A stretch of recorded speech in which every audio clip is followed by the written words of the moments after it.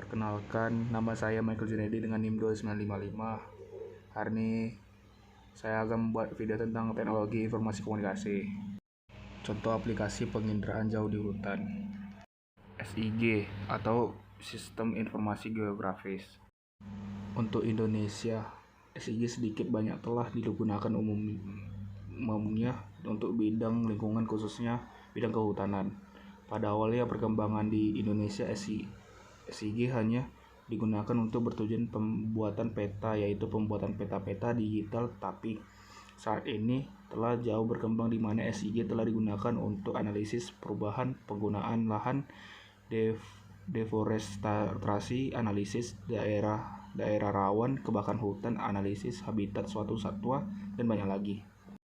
Penggunaan data penginderaan jauh mempunyai beberapa kelebihan. Pertama, liputan atau coverage.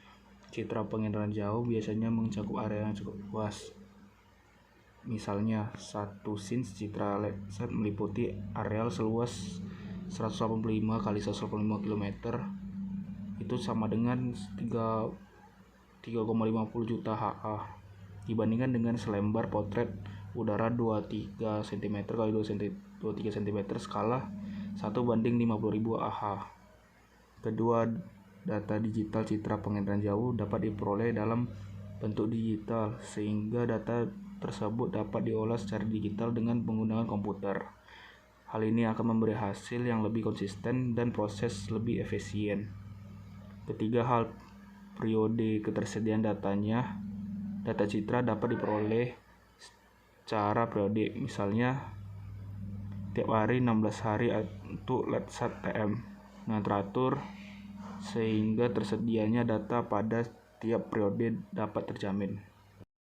Di samping itu, dengan tersedianya data secara periodik tersebut, gejala perubahan alam atau pola perubahan hutan, terjadinya kerusakan hutan, pertumbuhan hutan, dan sebagainya dapat dipelajari. Keempat, murah atau cost efektif. Dengan cakupan wilayah luas, maka biaya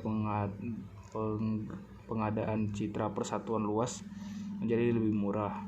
Hutan yang mempunyai peranan penting secara ekologi, ekonomi, dan sosial perlu diketahui kondisinya secara periodik agar hutan dapat dikelola dengan tetap, memelihara dan mempertahankan pemanfaatannya secara lestari dan berkelanjutan.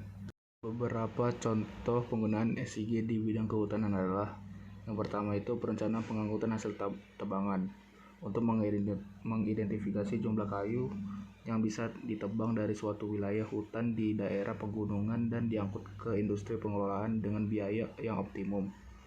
Perlu menetapkan lokasi dan desain sistem pembelakan atau logging dengan sistem kabel serta merencanakan jaringan jalan angkutan. Yang kedua itu tata guna hutan. Untuk menetapkan apakah suatu kawasan hutan perlu ditetapkan sebagai hutan lindung atau tidak, perlu dilakukan evaluasi berdasarkan kriteria dan skor yang ada: nilai curah hujan, kelerengan, jenis tanah, dan ketinggian. Yang ketiga itu adalah monitoring dan pengawasan dengan kombinasikan peta areal HPH, peta RKT, dan citra satelit terbaru. Maka dengan menggunakan SIG dapat diketahui apakah pemegang HPH telah melakukan penebangan liar di luar blok tebangan yang diizinkan.